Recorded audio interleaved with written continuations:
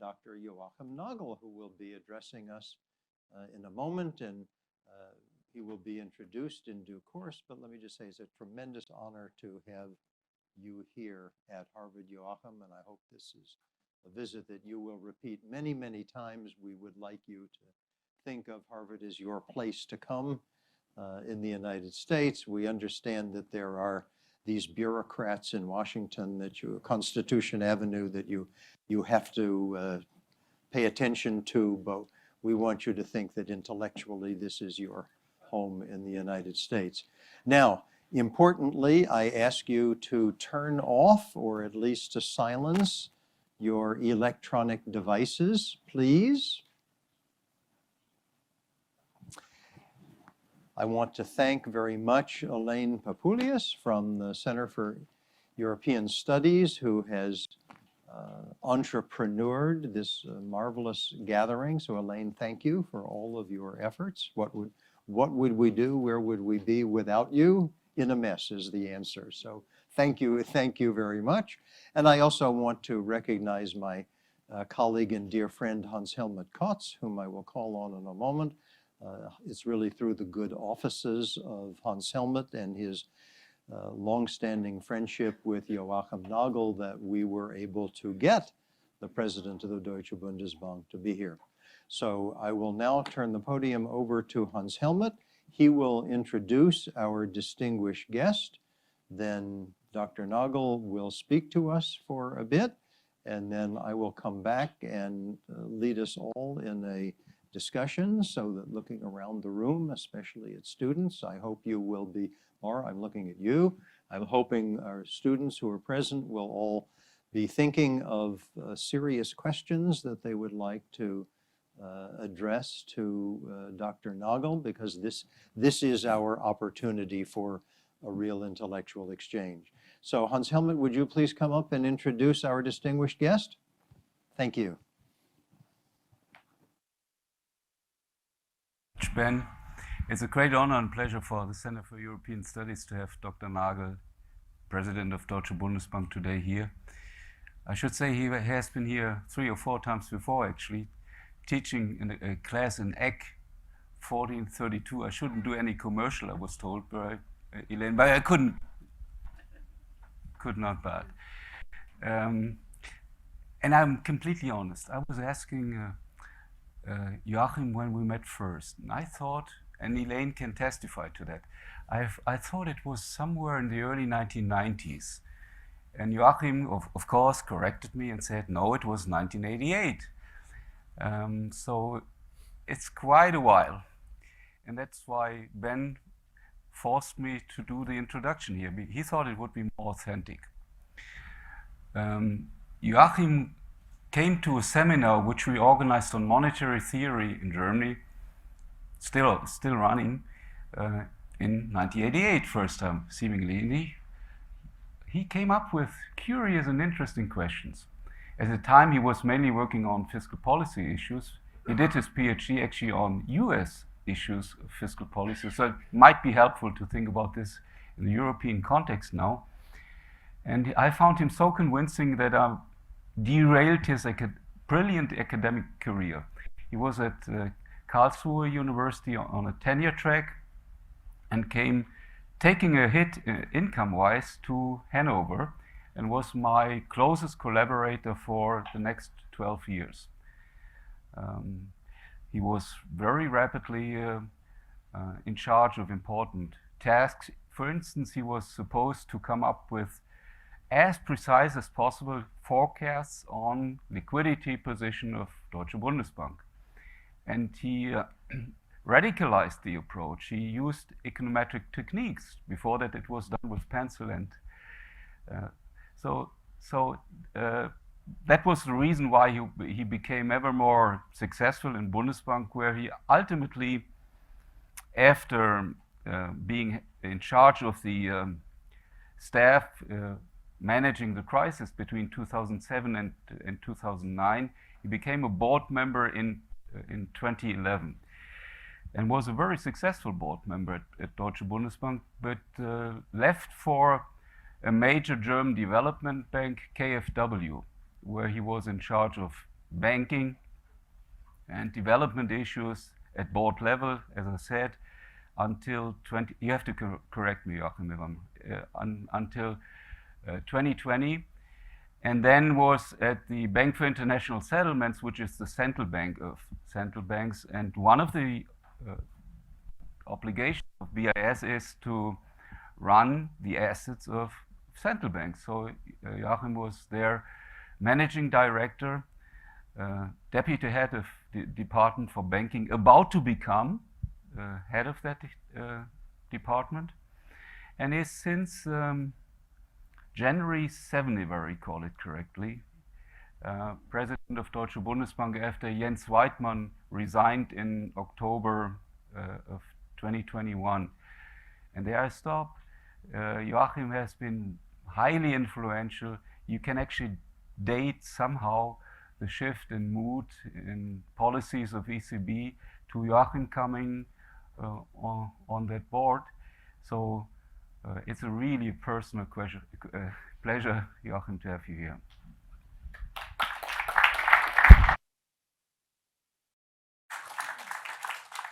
So thank you very much, Benjamin, Hans Helmut, for your very kind words.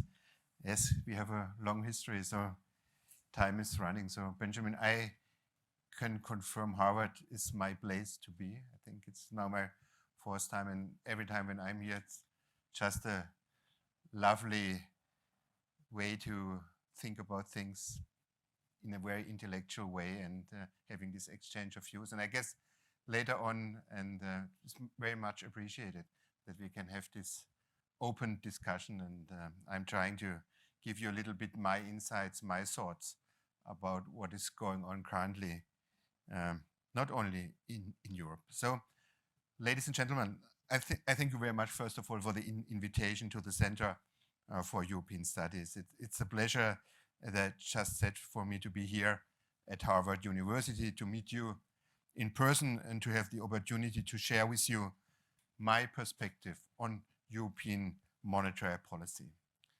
2 years ago, and was already being alluded to, my predecessor, Jens Weidmann, gave his lecture at Harvard University online.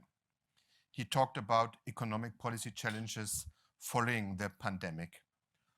Who would have thought then that during that time that high inflation would be one of the greatest economic policy challenges, if not the greatest 2 years later? On the other hand, who would have thought then that a devastating war would break out in Europe 1.5 years later? During the recent meetings at the IMF and the World Bank Group, the G7 and the G20 in Washington, D.C., the fight against inflation was a major topic. According to the IMF latest World Economic Outlook, which was released last week, global inflation will rise from 4.7 in 2021 to 8.8 next year. Most economies are currently suffering from high inflation. In the advanced economies, inflation is at a 4-decade high.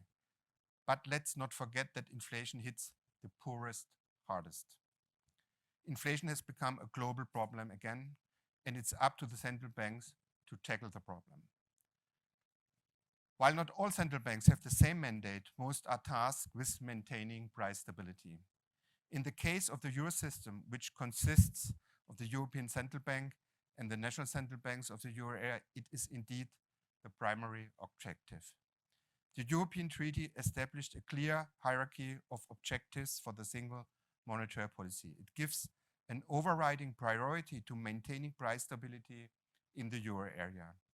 This reflects the conviction that maintaining price stability is the best contribution monetary policy can make to sustained economic growth and employment creation.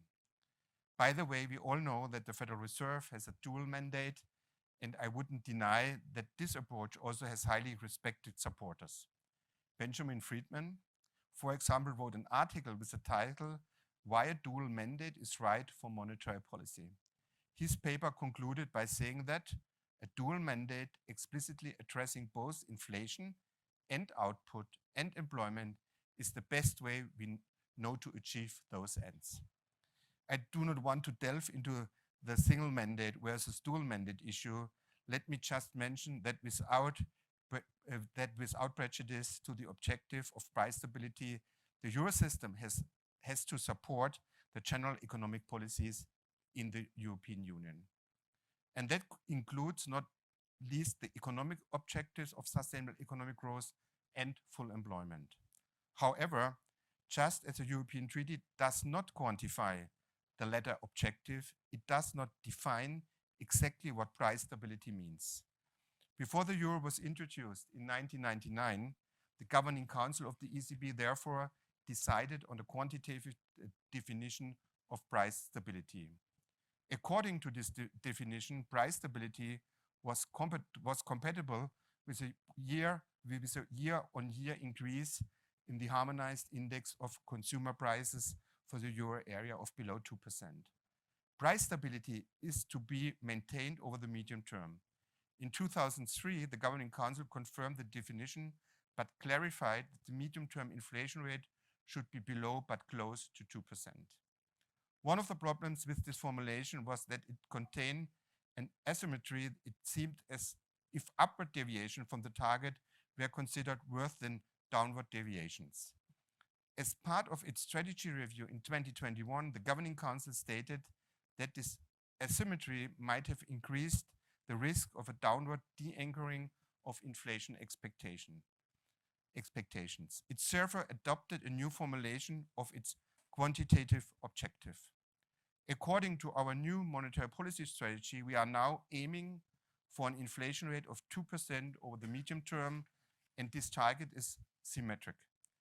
It makes it clear that negative and positive deviations from the inflation target are considered equally undesirable. In this regard, our strategy differs from the Federal Reserve's recent strategy change. Put simply, the Fed tolerates deviations from its target if inflation averages 2% over some time. Hence, the Fed strategy contains an element of past dependence, which the Governing Council discussed as well, but ultimately rejected. While these details kept us busy during our strategy review, they are dwarfed by the most recent developments. Inflation rates are currently alarmingly high and way above target. In the euro area, inflation is 5 times higher than targeted over the medium term. In September, we recorded a year-on-year increase of 10%. Never before in the history of the single currency had headline prices gone up so drastically. This aggregate figure masks a significant degree of heterogeneity ranging from 6.2 in France to well above 20% in the Baltics. In Germany, inflation rates are currently somewhat above the euro area average and are likely to remain in double-digit territory over the coming months. The last time this happened in Germany was in 1951 during the Korean War. The current wave of inflation has also been triggered by a war.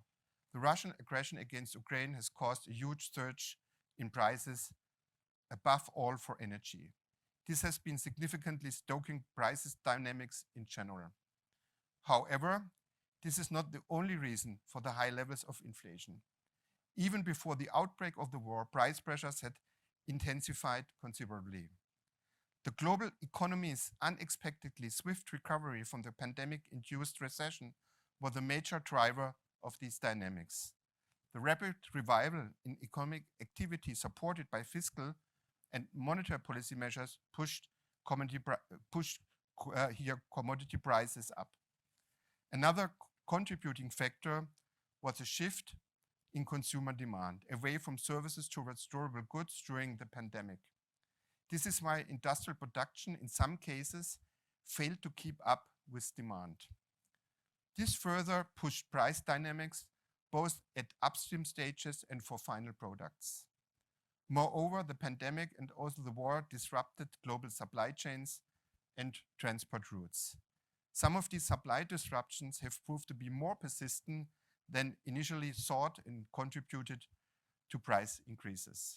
Finally, with demand being robust, energy prices were already on the rise before the war began. While energy and food prices are the main drivers of the current wave of inflation in the euro area, inflation dynamics are gaining breadth. Core inflation, which strips volatile food and energy prices out of the headline inflation, has risen in the euro area to 4.8% in September. Ladies and gentlemen, inflation has an economic and social price tag. Low-income households are typically hit harder by inflation simply because they spend more of their current income on consumption. And what is currently even more severe, they spend a relatively large share of their income on goods and services and the prices there have risen sharply recently, and which they are hardly able to replace, like heating, electricity, or food. Families with children and single parents with low incomes are therefore experiencing above average inflation rates. By contrast, high income individuals have in that concept have here in this context a below average rate. Many people are concerned that they cannot afford their cost of living once the higher energy costs become fully effective. Price stability is, in general, a necessary condition for protecting people from real income losses. However, price stability does not protect all income groups equally, as they differ in their income and consumption structures. The higher the euro area inflation rate, the larger the gaps between different income groups. As high inflation hits the poorest hardest, it may even sow the seeds of social unrest. Still, there is very little that central banks can do about this immediate fallout from the surge in inflation. Rather, fiscal and social policy have to address such concerns about the distributional impact of inflation. More specifically, governments are called upon to provide targeted financial relief, especially to low-income households. Fiscal transfers to those in need are in principle superior to interventions in price formation. Price caps or consumer subsidies impair the steering function of market prices and the signal of scarcity they generate. In addition, they also benefit people who do not need support. While targeted measures are needed, fiscal policy should currently be very careful with broad-based deficit-financed expenditure programs. Otherwise, as long as inflation pressures remain high, there's a risk that monetary policy and fiscal policies are working in opposite directions. We have experienced a series of supply-side shocks, and in such a situation, a large fiscal stimulus may be harmful. The recent experience of the United States illustrates the inflationary effect of broad-based fiscal stimulus very well. We expect to reach the peak of the current wave of inflation in the euro area soon.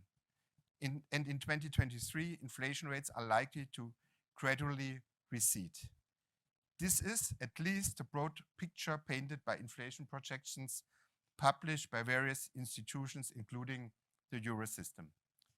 Yet, recent experience has taught us that forecasts have systematically underestimated the current inflation dynamics. And there is no guarantee that they will now capture them correctly either. One reason for these repeated forecast errors is certainly the difficulty in capturing the energy price dynamics. But they could also be the result of a transition from a low inflation regime to a high inflation regime. In case of such a regime switch, many reverting models tend to predict the return of the inflation rate to its long-run average too quickly, and expert judgment becomes increasingly difficult. Therefore, in the current situation, the baseline staff projections may be a less reliable guidepost for taking the appropriate monetary policy decisions than they used to be in the past. Hence, we should augment our baseline inflation forecast with an extended risk assessment and have a close look at it. In any case, monetary policymakers cannot take it for granted that inflation will return to normal levels on its own. On the contrary, we need to act decisively to prevent inflation from becoming entrenched in the euro area. The current period of inflation immediately follows a period of persistently low inflation for several years. Years in which the Eurosystem took unprecedented expansionary measures to stimulate inflationary dynamics. These measures included asset purchase programs, negative interest rates, long-term refinancing operations, and forward guidance. Hence, the Eurosystem's monetary policy response to the current inflation wave has started from a very expansionary stance. In its forward guidance, the Governing Council of the ECB announced a series of exit steps. First, net asset purchases were to be terminated. Then interest rates were increased. While we stuck to this sequence of events, in the end we had to take steps more rapidly and of a larger magnitude than originally expected. In July, the Governing Council raised the key interest rates by 50 basis points and thereby ended the period of negative interest rates policy in a first step. It was followed by another 75 basis points step in September. And it has been communicated earlier that further rate hikes are to be expected at our next policy meetings. Nevertheless, we have refrained from commitments regarding the size of future rate hikes. Instead, we will continue to follow a meeting by meeting and data-dependent approach. I think this is the right approach given the extraordinary degree of uncertainty. At the current juncture, the monetary policy stance in the euro area is still very supportive. This implies that it continues to stimulate the economy and thus inflation. Obviously, we have to withdraw that stimulus quickly. And if this is not enough to bring the medium-term price outlook in line with the 2% target, we will have to move the policy stance into restrictive territory. Ladies and gentlemen, Benjamin Friedman recently said in an interview that was with Swiss Radio and television, whenever a central bank realizes that it has to change its monetary policy, it always wishes it had acted earlier. I would agree in as much as it is difficult to find the right time for a monetary policy turnaround in real time. From my perspective, it is of course always easier to assess a certain configuration. However, taking into account the series of exit steps before the first rate hike, I would say the Governing Council of the ECB started acting on time. Today, from my point of view, it is important for the Eurosystem to proceed decisively on the path of normalization. We must not let off until price stability has been restored. Or to say it in the words of Chairman Powell, we must keep at it until the job is done. Of course, I can only speak with respect to the euro area. There is indeed a risk of monetary tightening being stopped too early. A premature stop could result in a more prolonged period of high inflation that will require an even tighter monetary policy later on, which could then result in an even more severe recession. Incidentally, the Fed learned that lesson the hard way with two consecutive that was the result out of that recessions in the early 1980s. In a similar vein, Claudio Borio, the chief economist of the BIS, recently said, failing to act forcefully might reduce the near-term costs, but at the expense of higher ones down the road. Once inflation becomes entrenched, it is all the harder to rein it in. Nevertheless, some may argue that the Eurosystem should refrain from decisive rate hikes. In my opinion, we should take to heart what the ECB's first president, Wim Duisenberg, once said. Confronted by calls from public officials to cut rates, he replied, "I hear, but I don't listen." Compared with the great inflation of the 1970s, central banks nowadays have two significant advantages. And these two advantages should help them not to give in to the calls. The first advantage is that central banks' independence is more respected today than it was in the 1970s. Moreover, greater importance is attached to the objective of maintaining price stability. The value of independence is particularly evident in times of headwinds, and these headwinds will certainly increase when economies slump. The second great advantage is that central banks have gained credibility in their commitment to preserving price stability. Based on a track record of low or moderate inflation, central banks have built up a reputation. Then, in that context, credibility and reputation pay off in terms of trust in the central bank. And trust is an asset of high value since it helps to anchor medium to long-term inflation expectations. However, trust is not set in stone. If central bankers act half-heartedly in their fight against inflation, they risk losing their credibility and harming their reputation. Decisive monetary policy action is the only way to prevent inflation expectations from de-anchoring in the euro area. Ladies and gentlemen, let me conclude. Those who thought inflation was dead know now better. Inflation wasn't dead. It was just hibernating, as Claudio Borio put it. Now the beast has woken up from its slumber, is more rampant than it has been for a long time. It's up to monetary policymakers to tame it again. I'm convinced that the Eurosystem has the appropriate tools to restore price stability, and I'm confident by using them, we will fulfill our mandate and restore price stability. What do you think? I'm looking forward to our discussion. Thank you very much.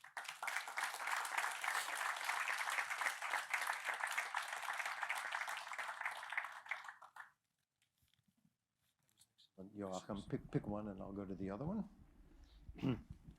Well, I want to thank Dr. Nagel for a very challenging and serious presentation. Thank you. Sometimes central bankers are adept at dodging the serious questions by putting all sorts of peripheral and unimportant issues on the table. But Joachim went in a very different direction, and you put the key issues right on the table. So I'm going to get the discussion going by asking the first question, and then I'm going to call on people as they volunteer and hope we can have a good discussion.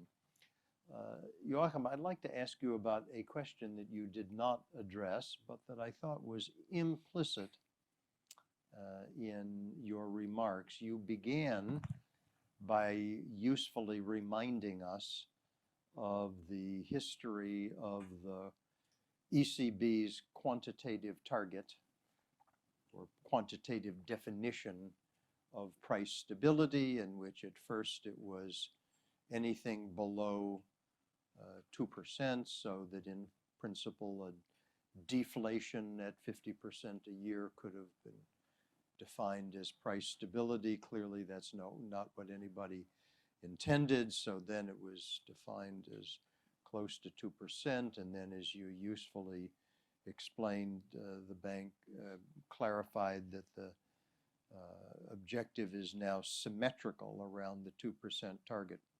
As you are well aware, informed by the long period in which many central banks, including yours and ours, were stuck at the effective lower bound, and for this purpose it does not matter whether the effective lower bound is precisely 0 or epsilon below. Many people, including people that you know, have called on central banks to raise the target. Some people, like Olivier Blanchard, have suggested 4%. Others of us have suggested 3%. But either way, the idea is that whatever is the cost to having the one, let's say, extra percentage point of inflation per annum, it is less than the cost on average over time of getting stuck at the zero lower bound, which an economy is more likely to do if the equilibrium rate is one lower. So, and I should say that one of the anomalies of the Federal Reserve's strategic review a few years ago is that Chairman Powell ruled out ab initio any consideration of changing the target. And this was just off the table, not to be considered. And many people think this rather strange animal that you identified of average inflation targeting, which is now clearly dead, even though the funeral has not yet been held. It's still clearly a corpse lying there in full view on the Open Market Committee table. Many people think that they would never have gone that route if they had been able to consider having a higher target, but to repeat, Chairman Powell just took it off the table. So do you think either on the merits or likelihood, do you think there's any possibility that the ECB would now go in the route that Chairman Powell blocked the Federal Reserve from taking in its strategic review? So thank you very much, Benjamin, for this question. I think, first of all, I will not comment on what Chair Powell said. So I can comment on the Eurosystem. I think, first of all, it is important to have a target. I think this is important for central banks. And to say it in a very polite way, I'm not the greatest supporter of changing this target. Otherwise, you're ending up in a very erratic situation, and this is opening Pandora's box. I think when it's the right point in time, then again to change the target. So I think then you're ending up in a discussion you don't want to end up as a central bank. So I think it is really important to keep your target. And I thought when the Eurosystem, during that time I was not member of the Governing Council, changed the way they try to more or less see the 2% target in a more symmetric way. I find that during that time a very smart way forward, and I find it today as well. This is a good way to see it, and so the 2% target serves pretty well for the Eurosystem. And do you think that the argument for maintaining whatever target you had before lasts in perpetuity? So to ask the question, we all, I think in this room, at least looking around, I don't recognize anybody who disagrees. We all aspire for the long-term success of the European Central Bank. So we won't be here to see it, but when the ECB reaches the age then that the Federal Reserve System is now, 1913 and counting, do you think it will still be plausible for members of the Governing Council to say, well, you know, back more than 100 years ago, the group of people in charge then, for reasons best known to themselves, fixed 2% as the target. And well, you know, once you have a target, you'd better not change the target. And so here we are 100 years later, and we'd better stick. And you know, you could go on, and we all aspire for the European Union to achieve the age of the United States. So when we get to the year, what would it be, 2250? Is this still going to be where we are? Okay, 2250. Okay, let's see it like this. I think I do not have this crystal ball, and the history of the Eurosystem, okay, it's not comparable with the history of the Fed and the system of central banks, the Fed system here. But nevertheless, we shouldn't forget we have now a history of more than 20 years, in a very successful history. Yes. I think this has often been not seen, sometimes forgotten. This is really a success story. And so I'm very optimistic that we can also change with the challenges of the future. And what I can see for the moment is that the 2% target is the right way to see it for the moment.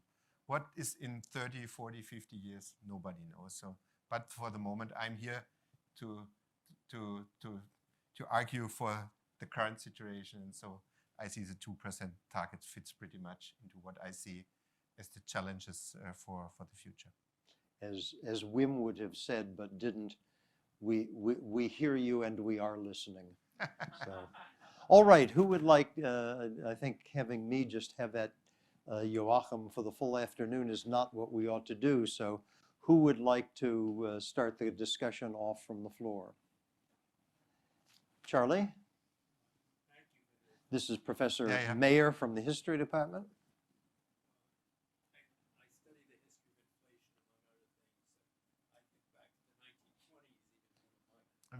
Maybe a microphone. Charlie, can you speak up, or do we have a moving microphone that we can provide?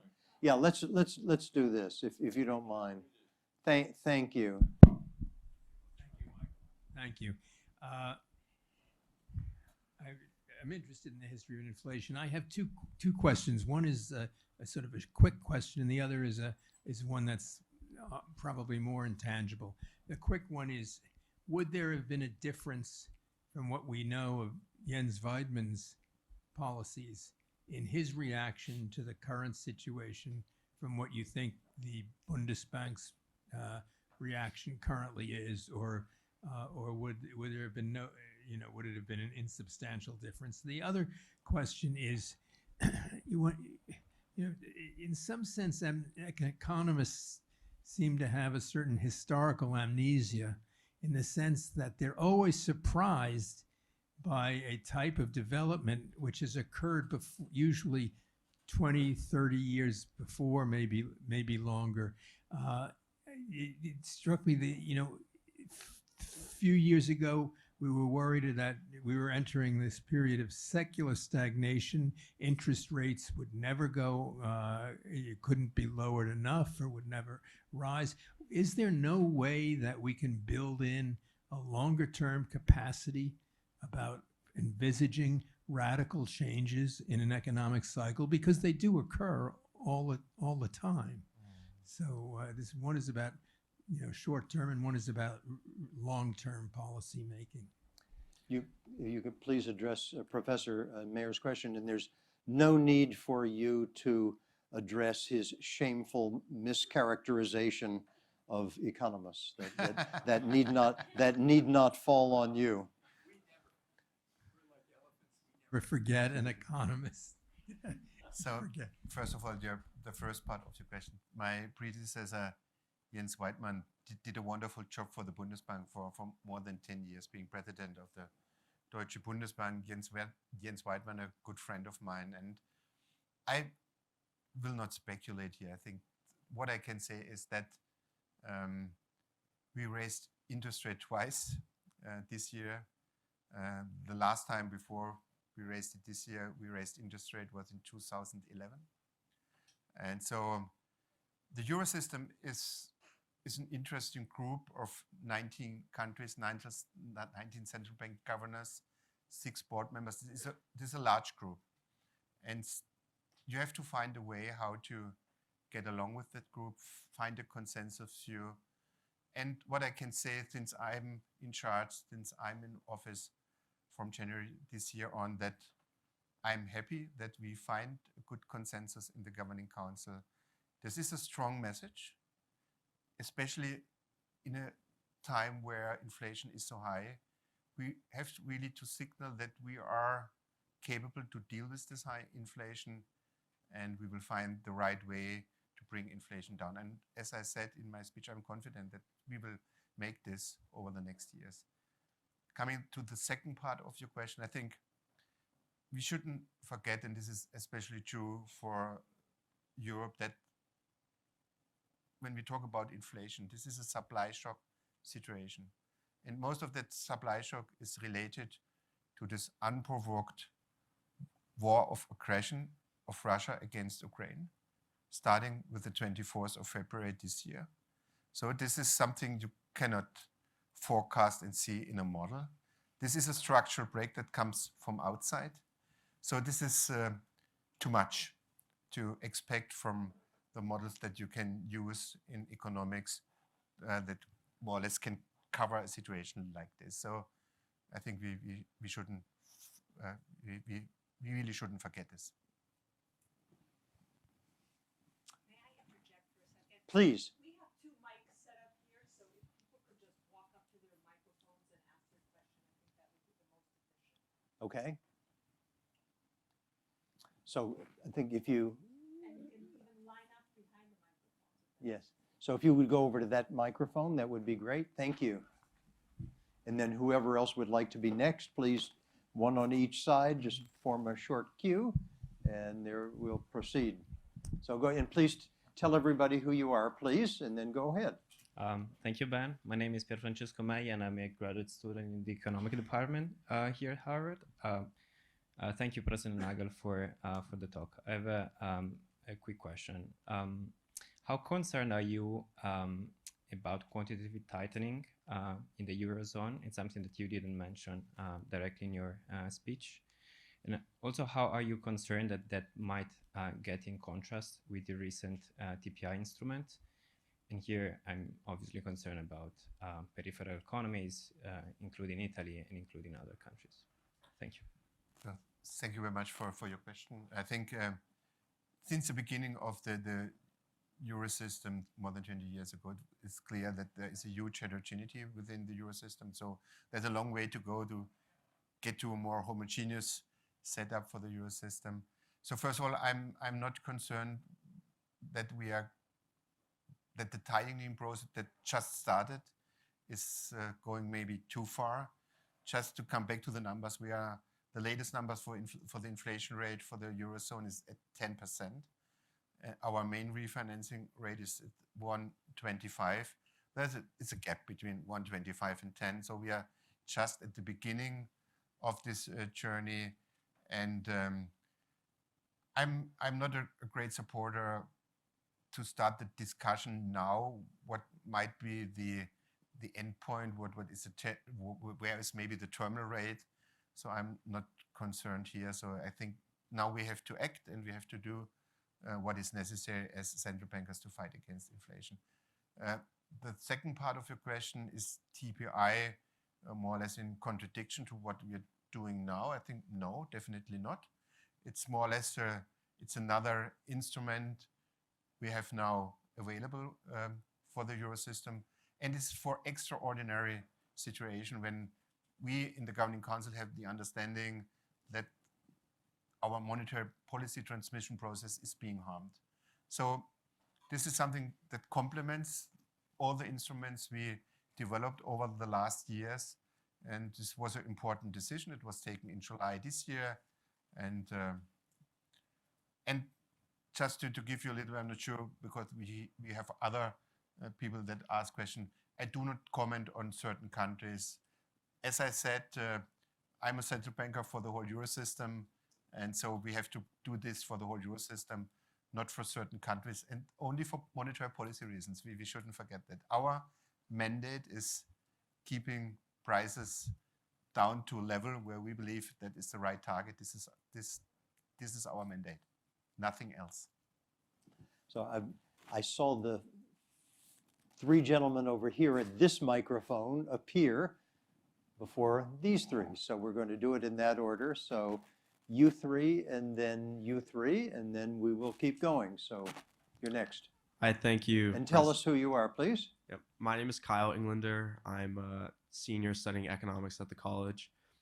Thank you for being here. So my question for you is, you've definitely conveyed a lot of optimism about the ECB's ability to bring back price stability. And as you've also noted, so much of this price instability has been due to, exogenous supply shocks, especially from the war. And so my question for you is your optimism for maintaining price stability in spite of the fact that the war continues on, or is it predicated somewhat on the fact that the war ends?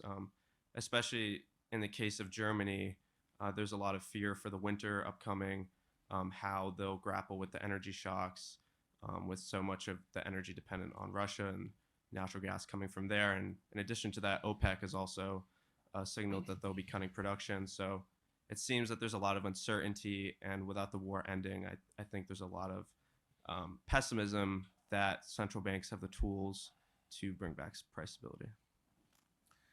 Yeah, thank you very much for this question. I think, first of all, Russia has to stop this war.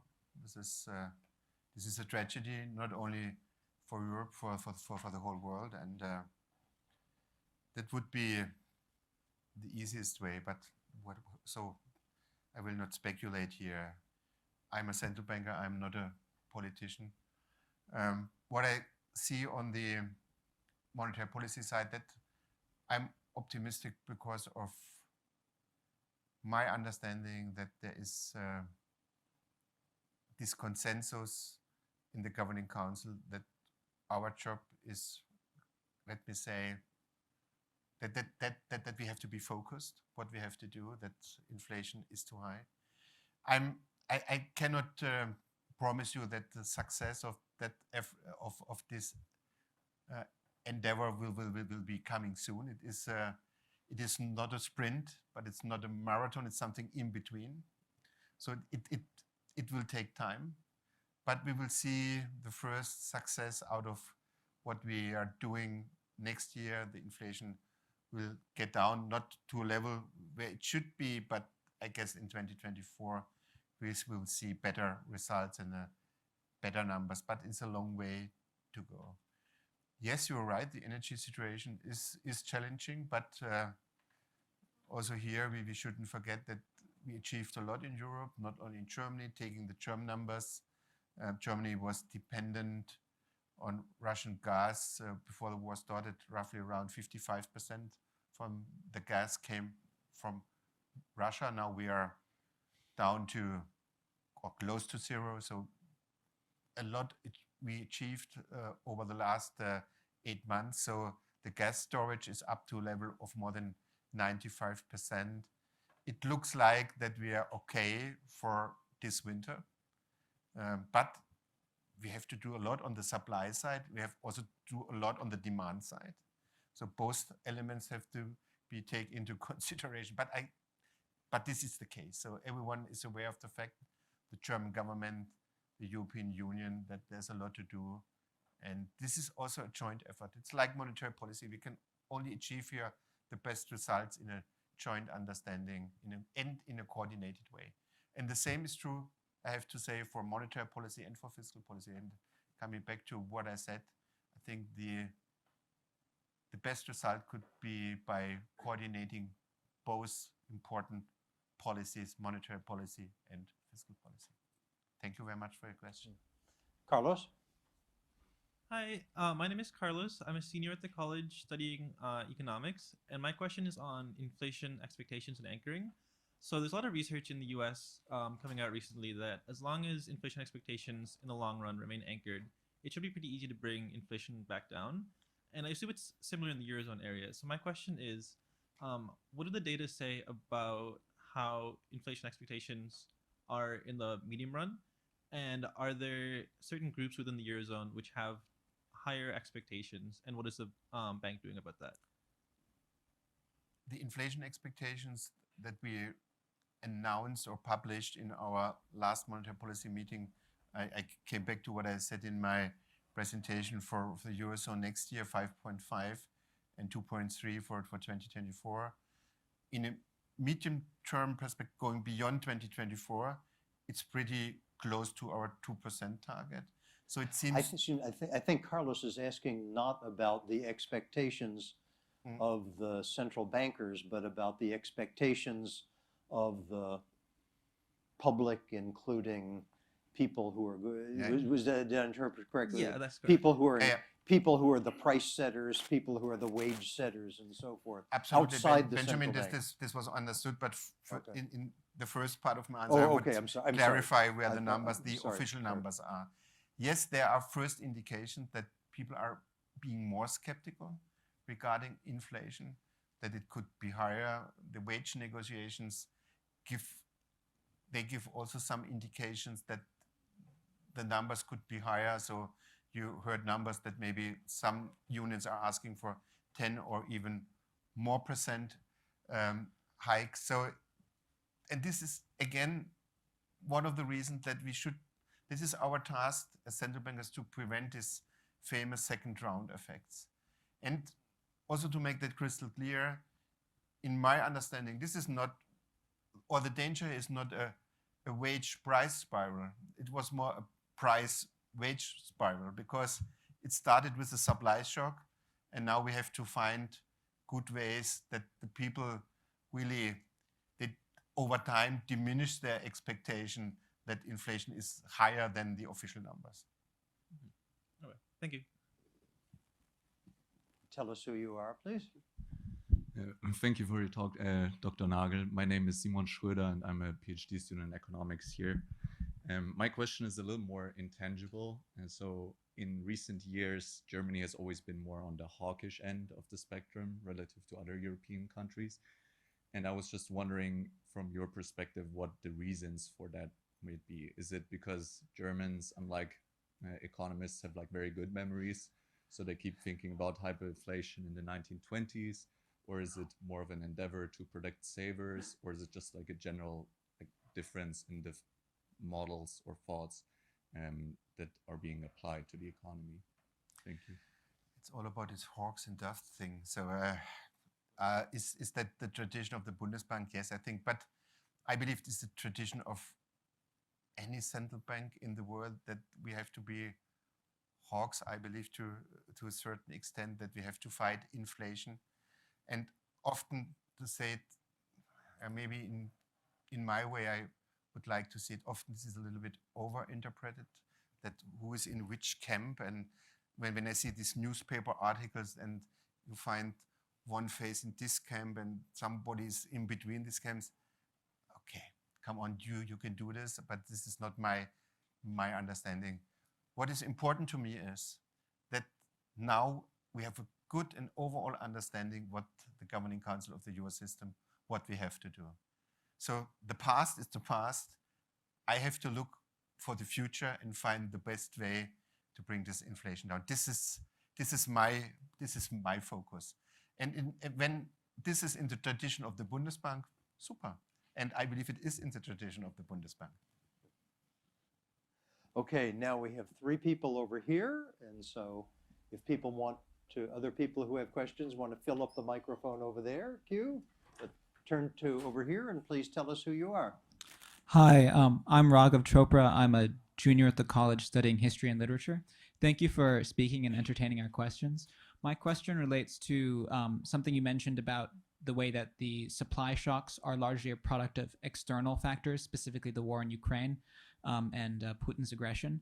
But I also wonder about the effects of sustainability goals and the inherent less reliability of less harmful means of energy production, and how you and the central bank conceive of its relationship towards sustainability goals, and how trying to be less fossil fuel reliant might affect economic growth predictions and factors. Thank you. So thank you very much for this question. I think it's the discussion about the mandate of a central bank. So for the moment, the single mandate of the Eurosystem is to fight against inflation. And you alluded your question to the sustainability issue. So we did a lot so far on the banking supervision side. We did stress tests in the Eurosystem to address this risk. Are there carbon risks on the balance sheet of the banks, and how to really get the banks to a point where they really address this as an important financial risk for the future. So there is a little bit some time inconsistency between the price mandate and, for example, the sustainability element. I think it fits not perfectly together. So my view here is that the central banks should take a role here, but they shouldn't forget their main mandate. This is price stability. And we shouldn't more or less overdo it with the mandates of the central banks. Otherwise, you get maybe distracted from your main job you have to do.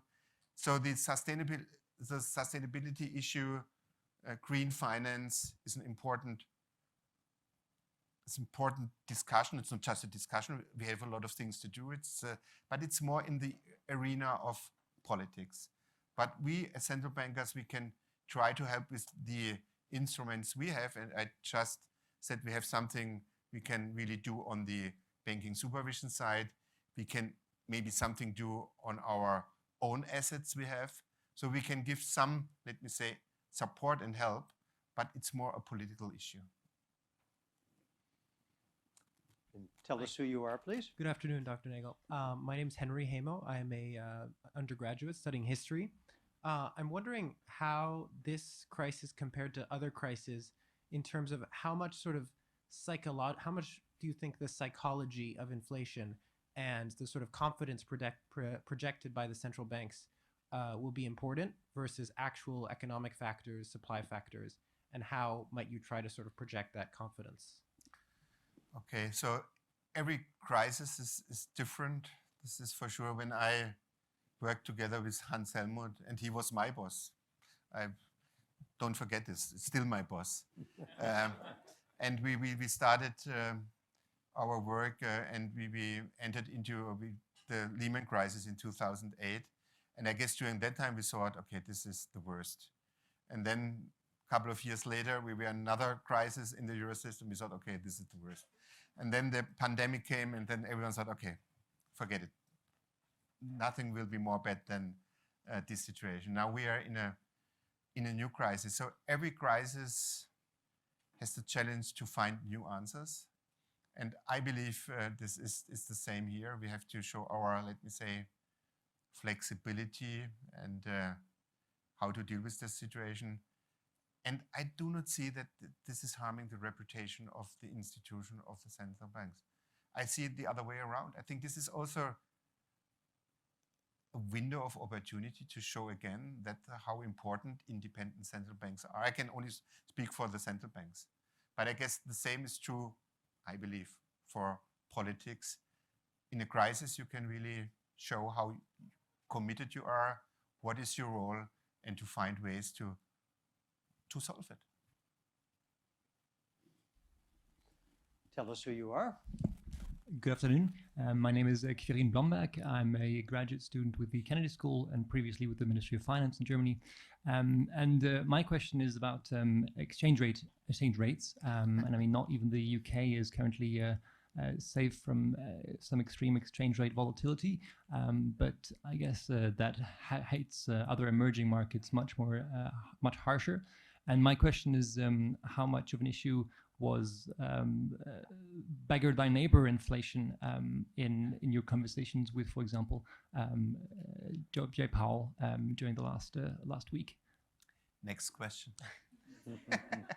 I think, first of all, I think the exchange rate discussion, I think for monetary policy, when you are in a situation where the inflation rate is so high, you have to concentrate on your country and what is necessary for bringing the inflation rate down. And I think for a central banker, it's not the best and the smartest way to discuss exchange, never. And I will not do it today. So sorry for not being explicit and precise here. As you no doubt know, in the United States, the answer is always that pardon? No, the answer is always that exchange rates the dollar is a matter of the Treasury, and the central bank does not take any responsibility for this, takes instructions from the Treasury, and then the Treasury can say what it wants, but it's perfect out for the central bankers.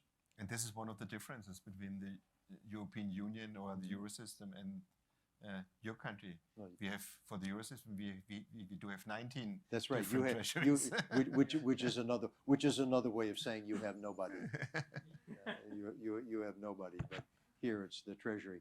Yes, please tell everybody who you are. Hi, good afternoon. I'm Fabrizio, junior at the college, studying economics and computer science. So thank you, first of all, for coming. And I wanted to ask you, so you mentioned several times the difference between the mandate of the central bank and politics. And then like the question that I guess had is like, we have a fundamental problem in Europe right now, which is that we have like a strong energy crisis because infrastructure wise, we are in a very bad spot, like over reliant from Russia. We chose to do Nord Stream 2 rather than diversify the source of gas. And we don't have like liquefied natural gas infrastructure sufficient enough to supply or like to solve the problem. We chose to shut down coal plants for sustainability, but then we didn't invest in nuclear, and now we are ramping them back up because we have no other option. So assuming this scenario of instability takes like, I don't know, on the worst case, like 3 to 4 years to solve, how much can the central bank do to keep, like what percentage of inflation can we reduce without solving our systemic issues? And assuming this situation, like this energy crisis continues, like how are we gonna able to counter this? So like your estimate of like measures you can take, how far ahead in the futures can you act? And what happens if like in the pessimistic scenario, we're not able to solve our issues and inflation keeps going up? Okay, it's a very complex question. I think, first of all, if I take the current situation and they're taking, and I'm coming back to this, taking the numbers that I'm confronted with. When I come, before I come to your question, I first have to solve the first, let me say, phase of the necessities. That does mean I have to bring the inflation down to a certain extent. And as I said, it will be a process that will take some time. So there's not an immediate success. So inflation expectations are still anchored, but there is a increasing danger that it could be more or less entrenched. And so there's a lot of good to see it for the moment like this, that the first thing we have to do is to bring the interest rates up.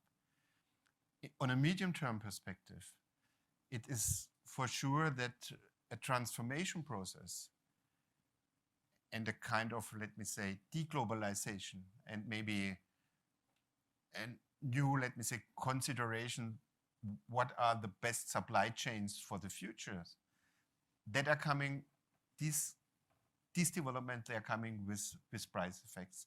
This is for sure. And yes, taking your point, we have to take that into account as central bankers. What might that mean as an impact for the inflation rate? But for the moment, it's too early to say, well, I can give you a clear number or a correct number. What we did on the Bundesbank side, but these calculations, they were made before the war started. We try to find out what is the inflation rate impact for the transformation process of an economy, getting to a greener economy. And so the different model calculations we did, they came to a conclusion is a range between 0.3 percentage points and 1.1 percentage points on top of the inflation rate. But we are now in a different setup. So I couldn't exclude that but now I'm starting to speculate that the inflation impact that is more or less being triggered by the 24th of February is even higher than the calculation we did before this horrible war started. Next, please tell us who you are. Of course. My name is Jay Rappaport, and I'm also a graduate student at the Kennedy School. Thank you very much for the time today, sir.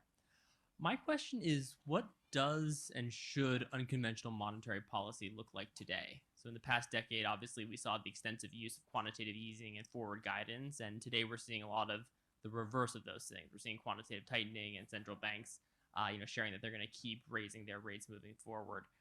Is monetary policy today on the unconventional side, is it sufficient to be kind of reversing those two tools in the toolkit? Is conventional monetary policy sufficient today of obviously raising the interest rate, or should we be thinking about other options outside the box? I think it's more or less both. I think we should first of all use the very conventional elements of monetary policy, rate hikes, and then we have to think about, and I believe that it is important to start this next year. I can speak for the Eurosystem to bring the size of the balance sheet down. I think, just to give you here some numbers, the consolidated balance sheet of the Eurosystem is above 9 trillions. And all what we did on the QE side, it's close to 5.5 or something like this. So there's a lot we are talking about. And it should be a way that should be used in a gradual way, that we bring down the balance sheet. But, and that is maybe the more interesting part of your question, is the monetary policy implementation set up in the future the same, let me say, instruments we used in the past? And my point here is, I don't believe it. I believe that there will be something new. We have to be different, because we know that maybe the next crisis might come. So we need something different. And I promise you we are working on that. And next question, and I should say this is are you going to, good, so this is the last question I was seeing, and so now we have another one. So if other people have questions, we have a few more minutes remaining. So please tell us who you are. Hi, I'm Laura. I'm actually from Hanover in Germany, and Okay. I'm studying econ and psychology here at the college. And as you were saying, low-income individuals in Germany were really impacted negatively by the higher inflation. And I think that especially families with children, whether they're low income or middle class, they were really impacted as well. And I'm not sure if this is true, but I feel like it's not only higher inflation, but generally changing prices, whether it's for the good or for the bad. So what can central banks do now that we want to go back to the 2% target, which obviously is a good change, but how will we make sure that this won't, again, hurt families and lower income individuals? Okay, thank you very much for your question. And this is, your question is the question of the social dimension of inflation and what does that mean to families. And you're absolutely right, I couldn't agree more. This is a concern for so many families. And yeah, it seems to be simple, but so complicated. We do have to bring inflation down. I think the best what we can do is stabilize the inflation expectation, that people regain their confidence that the price level might come down and is not going up and up and up. And this is what central banks can do. But I have to admit, it's a complicated process. It's a process of communication. This is the reason why I'm here. We do have to communicate. We have to explain, because it is something that comes not overnight, and it comes also with, let me say, a price you have to pay, because there's now an ongoing discussion about how far we should go or not go, because maybe there is a danger of recession. Yes, there is a danger of recession. I have, in my, how I see the things, I believe it will a mild recession. It doesn't look like, at least for the moment, that it is a hard landing. But we have to explain this. And this is part of the solution. But I also would like to say very clearly that I'm confident that we can achieve that. We will make it at the end. And that is the best what we can do for the most vulnerable. Thank you very much. Please tell us who you are. Hi, I'm Emily Dobrin. I'm a junior at the college studying economics and statistics. You talked about the importance of trust and credibility within the central bank. And in my classes, we've always measured that in how effective the policy is and how close to inflation targets the central bank is. So with the fact that we're not currently meeting our inflation targets pretty drastically, how can the central bank continue to build credibility and trust within the communities they affect? And what are the risks of losing that credibility? I think your question is a little bit linked to the question I just answered, but gives me another chance to really say a little bit more about the power of communication. That's getting more important in these days when there's when this uncertainty is so high, when people have a lot of questions and we have to answer these questions. Often, I have to admit, the central bankers have this tendency to use their own very opaque language. So we have to explain it a little bit better. What does we mean when we saying something to really explain these complicated issues, the complicated environment. So we have to get better here. This is for sure. But as I said, this is a process. There is not a quick win.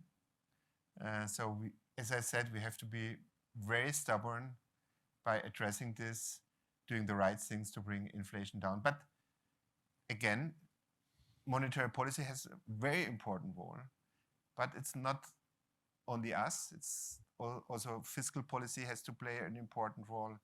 It's a joint effort, and this has to be understood. Can I ask a follow-up on that? Please.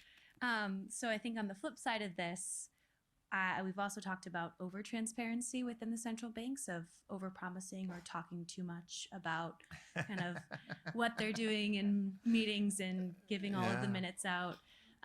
So where do you think that line is of not only disclosing what's happening and explaining what's going on, but also making sure you are explaining things in a way that the average citizen understands? Because most people, don't understand econ as much as everyone sitting in this room. So taking a little bit the direction of the question, and then I should come to the point saying nothing. No, I think this is a fair point. I think, and I know there's a lot of research going on in this area. I think, and I hope I did it right today to give you a little bit my insight, my understanding about the direction of monetary policy.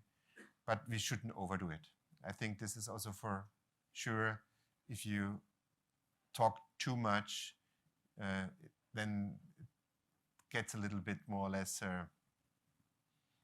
then you can't address it in a way you would like to address it. You don't have any time, or every day you cannot create new messages. This also for sure. And new messages, there's often this danger that is then producing volatility again. So we should be reluctant.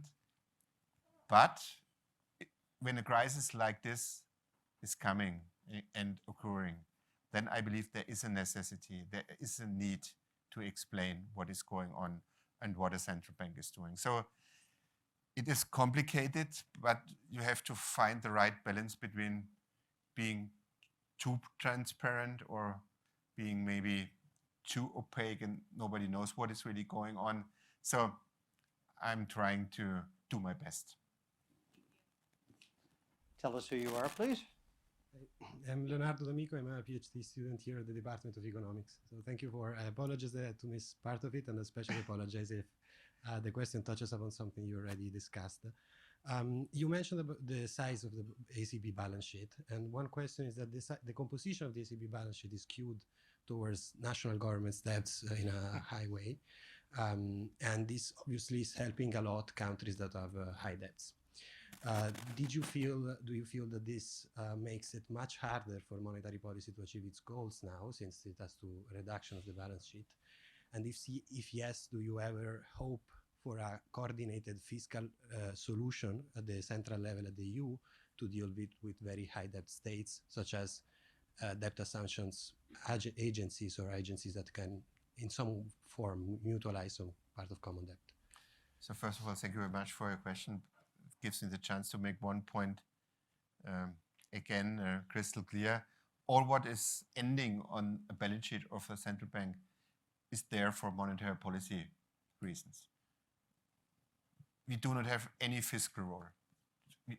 Our role is to do the best in terms of the inflation rate. And so we have a monetary policy mandate. Yes, you're right. The balance sheet is large and there are many sovereigns on our balance sheet. And I'm not sure if you were already in the auditorium when I said, okay, it is now important to bring the balance sheet down and reduce it. And I do not see that there is a contradiction or there is a problem for, and I believe this is a training process. I think when you normalize the monetary policy process and you hike rates, then you have really to get the markets back to where they were before we started this QE.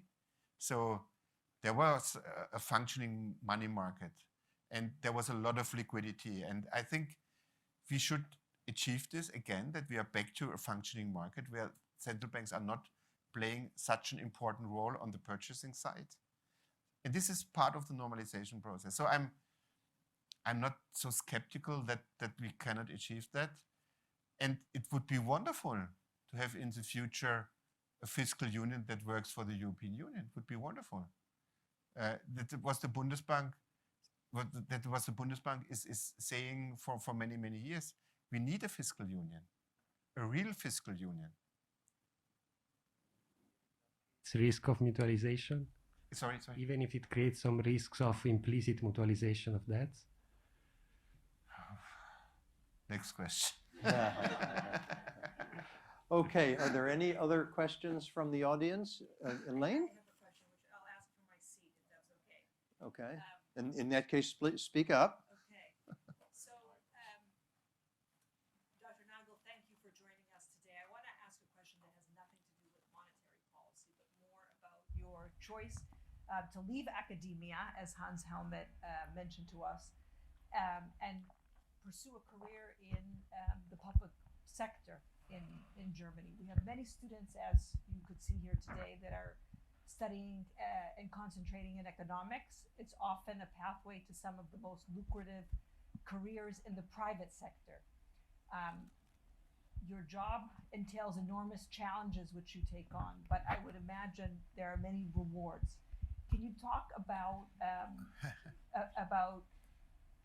your job, your career in the public sector, and would you encourage our students to think about a career path that involves public service? I'm not sure if you really like my answer, but I had never a certain career planning in my mind. This was never on my agenda. I love to work with people that I like. And so it was for me an easy decision to work for Hans Helmut. I thought, well, it's an endeavor because I'm coming from the south of Germany to going to Lower Saxony to Hanover, where I'm coming from the south, speaking with a strange German accent, and then going to Lower Saxony with this clear German and so on. But nevertheless, for me it was a spontaneous decision. Having the idea during that time working for someone who I admired and I thought I could learn a lot from this person, and this was the case. And then I was at the Bundesbank and I thought, okay, this is a nice institution. Why not staying here for a while? So, and the only recommendation I can give, I think economics, what I studied, this is so superb, such a fun way to see things and find new solutions. And all what you do, you have to do it with fun and commitment. And then I guess this is the best way for your career planning. And I think that's Laura, do you want to ask something? Sorry, I didn't mean to interrupt. Oh, you didn't? Okay.